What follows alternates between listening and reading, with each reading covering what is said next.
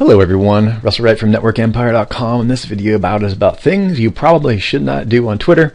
And the only reason I'm creating it is because a lot of the students, the several hundred students we have in the One Feed to Rule Them All system, which includes advanced content, premium content curation, SEO, advanced Google Plus methods, and automated RSS syndication, all within one system. A lot of the courses I will mention in passing, I'll say things like Twitter Army and advanced Twitter syndication, a lot of other things. So people always ask me a lot of questions about things that I use privately or in our company to automate my Twitter processes, how black hat or how white hat they are. So I'm going to talk to you a little bit today about what I have tried, and I can promise you that I have tried pretty much everything out there. I'm going to talk a little bit about that. We're going to talk about tweet attacks, which everyone knows about. Is definitely a black hat software because it's against the Twitter terms of service. We're going to talk about Twitternator, which is McRae's software. We're going to talk about TweetBig, which is a web-based service. There's a lot of other things like this, but these are some of the big three. We're going to talk about Fiverr a little bit, things to do and not to do. All that will have to be in my advanced courses, so you have to be a member at Network Empire. We're going to talk about Twitter feed and just kind of look a little bit at how Twitter works, and I'm going to talk very, very quickly about the difference between these three, only to give you a bunch of different ideas about how many products there are out there on automating Twitter. And I'm going to give you some insight about what they do and do not do, and hopefully connect it to a bigger picture in terms of your overall empire, how you should think about how to think about setting up your own multi-level web ring, about how to automate your curation, how to focus on your own golden frame so you're actually creating conversions, and how to use Google Plus tied into all that, which you can visit us at g-++.com to learn more about our Google Plus advanced course. Now let's just go ahead and think real clearly here. Tweet Attacks is a marketing software that automates your Twitter following. It's been an app that I've tested on some safe, secure areas. Understand that we do not recommend you try this at home. I have to give the same disclaimer that the illusionist and artist Chris Angel gives. He is a trained professional. He does not recommend that you try jumping off buildings or all those fancy tricks or trying to walk on water, all that kind of stuff. If you're practicing with tweet attacks and you're working with any of these softwares, there is always the possibility that your Twitter account will get banned. And I do not recommend, because I am a high-profile educator, and I do have people in the Twitter organization who are aware of our company, I need to go on record to say we only recommend the terms of service with Twitter, and we recommend that you very carefully read the API and the API instructions when it comes to Twitter. And we also always recommend that if you're doing an application, especially if you have users, actually any time, use the application interface to integrate with a software. That being said, we're going to show you on some testing servers. One of the recommended techniques that most people don't understand with tweet attacks, and one of the software recommendations that the creator of tweet attacks suggests, is a company called WooServer. It's a hosting company. They're a pretty good hosting company. They offer servers just for the purpose of setting up a remote account to be slowly growing your followers on Twitter. And all you have to do is go to your remote desktop and it will do all that stuff. Now, for those of you watching this, it doesn't matter. I'm going to go ahead and go live onto the remote desktop. It's your username and password. I'm actually logging on to a hosting company in England right now. When I do this using the remote desktop connection, username and password, you connect. And it's literally going to open up a desktop in another country where I can be running a Twitter army that is against the terms of service for Twitter, which is why this is not what I teach my students. I don't recommend that you do it. I'm just showing you that there are tens of thousands of people out there. This is mostly to give you a little bit of an idea about what you're up against. Okay, when you're actually looking at all the Fiverr accounts and things that are out there, you're actually competing against people who are using massive automated systems out there on remote desktops. Okay, this is empty because TweetAttack did an update, TweetAttack Pro 2790. Okay, what you do is you can add as many accounts as you want, do this setting and just automate it, and it just literally just drips followers into the various accounts that you have, and you can simply auto follow the settings. And I'm not going to demonstrate this because I'm emphasizing that I don't do it, so I want to be congruent with what I'm saying. So you can actually put in hundreds of Twitter accounts in here and just click start, click the start task, and it will start following as many as you want. They have recommended settings. They can unfollow and follow. You can have pretty much unlimited amounts of activity. It's a real monster software. It works very, very well. I don't recommend running it on your own computer when you're trying to get things done, which is why I just logged into a remote server as a demonstration of how you run this thing remotely. And again, everybody, I'm not recommending this. Don't do this at home because it can get your Twitter account spammed if you don't know what you're doing, and nobody can be accountable for that. It's a lot of work to cultivate a congruent Twitter account, and you really don't want to be churning and burning anymore, because unless you understand the entire system that we teach, you'll find that it's not really worth doing something incorrectly, because you're connecting a whole lot of things that provide a whole lot of value in your web rings, specifically in your core central structures. You know, we're talking about your core branded and your branding empire. You want your accounts to be authentic. You can still have what we call WRS1 accounts, which is what Twitter qualifies for, where these accounts are kind of fake. You can do that if you want, but if you do it incorrectly and you don't know what you're doing, it's not really going to leverage your assets. If you do it properly, you can leverage your assets, but it's better to have true branded Twitter accounts tied to that, and there's a lot easier ways than trying to spend the money to manage a TweetAttack's system. Okay, you have to be in a certain kind of marketing domain when you're doing that. I'm not saying it's, you know, that there aren't some people that are going to go ahead and do that kind of black hat stuff anyways. I'm just saying that if you, let's go back to our server here.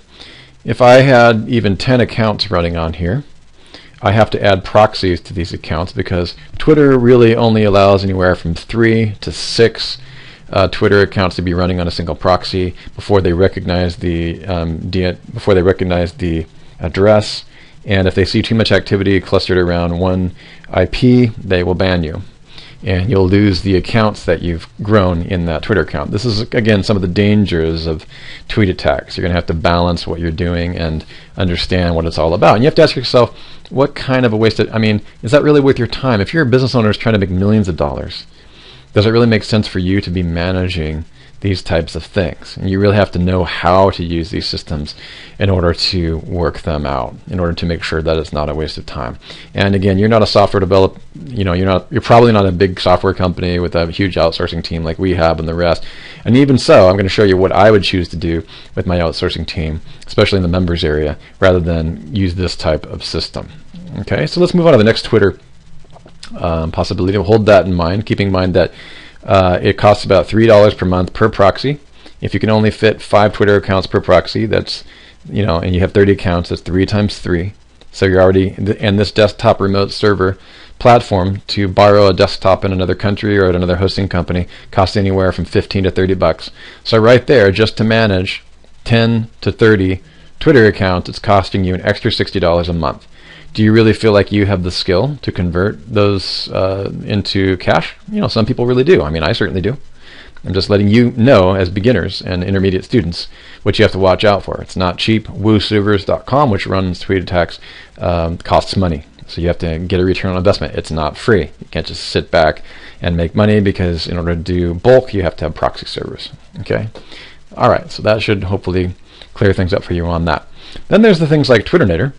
Twitternator is software put out by, I think it's Bill McRae, and it's a software that uses Adobe Air as a program. And let me go ahead back to that. I actually have it sitting on the remote server as well. I always test stuff away from me. It's like, get it away from me, especially if it's black hat.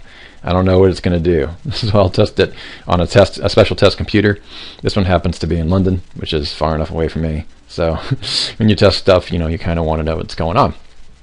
So here's an example of a test account that we had running, and what he does is he actually sets it up with your API, and you need to get your I'm going to go ahead and hide some of this information so you guys just can't copy it right from the screen. But in his system, it's a great idea that it would go a little bit safer. It's got a consumer key, consumer secret. You go into your Twitter account and you go ahead and get your API, and it's very quick. It takes about 30 seconds. You get an API key, and it pulls through the API. And the API and Twitternator is supposed to be accessing your API, updating your and auto follow and follow backs and all those types of things. And there has been some debate. He claims that this is with the Twitter terms of service. I would agree, but unfortunately, I've had not a huge amount of luck with Twitternator. I don't want to say anything bad about anybody else's application. I'm just saying that it has challenges that it needs to correct. That's all that I'm going to say. I have had challenges, and I don't really think it's necessarily bad programming in terms of the Adobe Air software. I think that Twitter is constantly changing. The videos for the software are outdated. There has been some new changes to the API access. I think Twitter is probably hip to a lot of people using API to grow their followers. And I found that some aspects of this application didn't exactly work properly. Bill McRae, if you're listening to this, you can contact me. I think it's a great idea, and I think it was a valiant attempt to automate Twitter systems, and I would recommend it, above other things if I could get the API interfaces in their current state to work. So again, those of you watching, just know that we have done testing on this, and I don't consider it a stable way to grow your following. Okay, so there's that. Let me just get back off of this to eventually get this server here. I'm going to go ahead and close this desktop in London.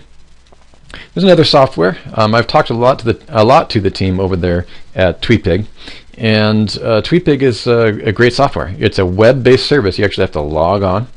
Okay, go ahead and I think I still have a free account, which would hint that I don't really use it.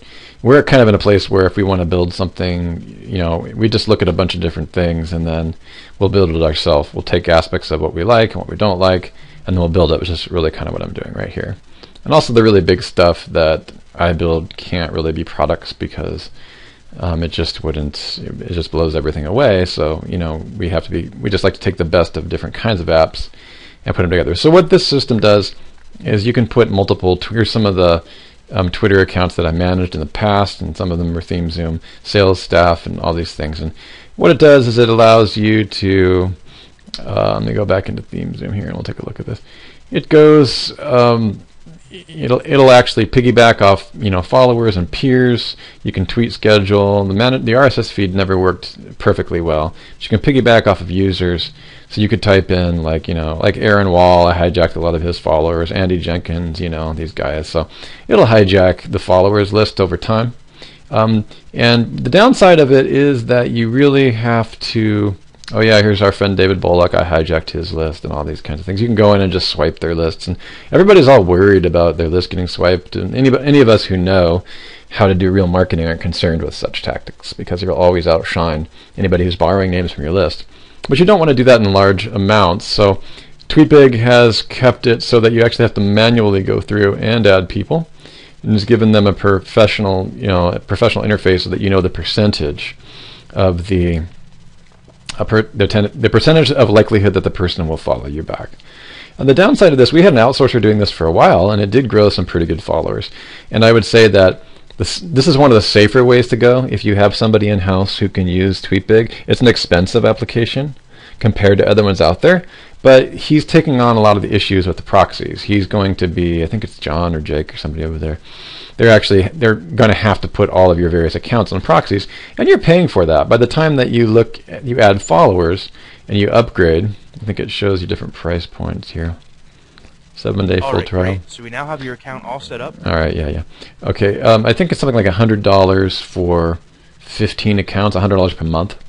And you're going to have to really be skilled with Twitter to make it a return on investment and all that stuff. You're going to really have to know our one feed to rule them all system, how that kind of works, or anybody who's remotely teaching you how to automate, which is very, very important, using Twitter feed and everything else, going out to your empire. You're gonna have a strategy you gotta have a strategy that's really well thought through to make an application for Twitter that's $100 a month, which is really the number of accounts I feel you need to make decent money at Twitter. You're gonna have to at least have over 10 Twitter accounts, okay? So, you can have your auto follow back set on. He does have it so that you can auto follow back, but if you want to just start following people, in other words, hijacking people from a list, like, let's say, I don't know, let's go to the piggyback. Let's see some people who are borrowed. Rand Fiskin from SEO Moz, right? He's a thought leader. It's a compliment when I follow somebody, and when I borrow their list. Rand's got some great guys, so you just go down, you start to make friends with them. It shows you their level of activity. Eventually, they'll probably have the clout score in here and the rest, and then you just start following them back, and then you can auto unfollow if they don't follow you back. Okay, so that's all within terms of service, but really that doesn't give you the leverage that you want, which is continually trickle growing your followers. Okay, so again, I'm not saying that Twitter is really white hat. I think it's kind of a gray hat line. We know what the Twitter terms of services are. You've got to find a balance between not breaking Twitter services so they recognize what you're doing, and generating and cultivating a good brand empire and a good brand quality throughout the Twitter space. Okay, I really believe that it's a good idea to grow your follow gradually. So if you like TweetBig, if you use TweetBig, you can, and you have an outsourced person, I would recommend TweetBig, because you can just keep it as a web service. You can just make sure that you're growing manually, and it allows you to stay very clustered and focused on topics and themes by following thought leaders. And I like the look and feel of this software because it's got little images, like, for example, our friend Jerry West, I wanted to see who was on his list, or actually Matt Cutts. I got a lot of his followers and these kinds of things. And you can kind of see the interesting associations. For me, Twitter marketing is all about association marketing. So this is a good application to use. It's very the downside of it is that it's very, very manual, so that you could stay in terms within Twitter service. When I say downside, it just means that there's going to be no automatic growing. You've got to pay somebody to go in here and manually organize it. Whereas as you probably remember, TweetAttacks was doing that for you automatically against terms of services. So that's probably a little bit of information for you new guys out there. The balance, TweetBig's a web service. That won't auto follow, but it's got a nice interface, so you can probably hire somebody or do it yourself. TweetAttacks, will automatically follow as long as you put in proxies. You should not get your account banned, although it's completely against Twitter's terms of service. I hope that's giving you a little balance in between there. The other method of growing your following is on Fiverr, and you want to be really, really careful on Fiverr. Okay, I have very specific methods of Fiverr that I use. It's the method that I prefer to use when working with a empire, specifically the empire the size that I've created here. What I've designed for you guys is pure 100% automation that incorporates SEO, RSS syndication, social media status update automation combined with SEO status and theme clustering. We have everything going on, as well as content curation. We have everything going on, so obviously you don't want to lose a lot of traction out here in your Twitter space and your WRS and your WRS2 and 3 web rings. You want all this stuff to be in automation. And so the solution is a combination of what all of these things do well, okay? But it's not any single one of them. And that's what we're going to reveal in our members area in the Twitter Army course. And that course is really designed to round out the people who've taken the Google++ course, the content curation course, and explain how we deal with, there's several options for you. Like, it's not one size fit all, but how we deal with the issues of Twitter as it connects to your RSS automation, because Twitter is really a fertilizer social platform. It's a place where you can definitely make money. I've actually got phone calls off of Twitter. I've got a lot of contacts and direct sales made off of Twitter. But the thing you got to understand is the key is really staying very clustered around thought leaders. It's really about focusing on thought leaders like David Bullock, like Rand Fiskin, like Jerry West, like Sind. This is Charles Heflin, Danny Sullivan, about following real people and staying clustered around their topics and themes with specific accounts. You're able to wag the dog of the industry by automation, because what you really want to have happening is, all of these Twitter accounts should be fed with Twitter feed, and they should be thematically clustered, the topics and themes. And thematic clustering is not just keyword driven. This is what people kind of, make mistakes. When they hijack, borrow, or otherwise follow thought leaders, the followers of followers, people forget that thought leaders are the driver of a lot of topics and themes and clusters and keywords. And once you get that, once you understand that a thought leader is really the ultimate theme cluster, when you understand what his expertise is organized around, his KDNA and EKDNA, as we talk about in ThemeZoom, when we understand what the essence of that thought leader and his topic, he's a topical champion or a theme champion.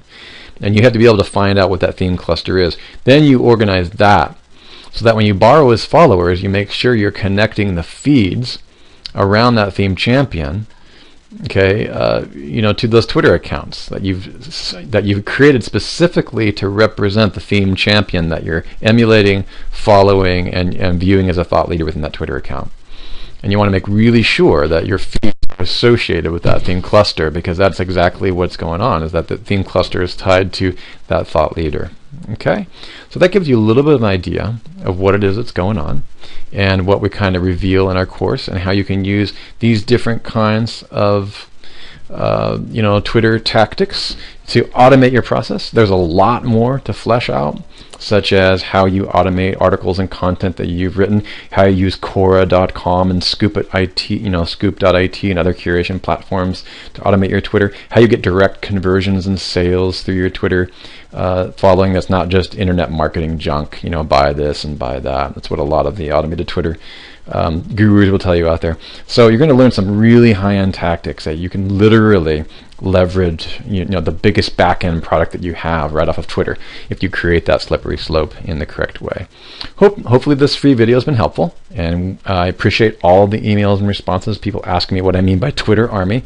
When I say that, I am talking about staying in terms of service, just so everyone knows. This is Russell Wright from networkempire.com. I look forward to seeing you on the inside.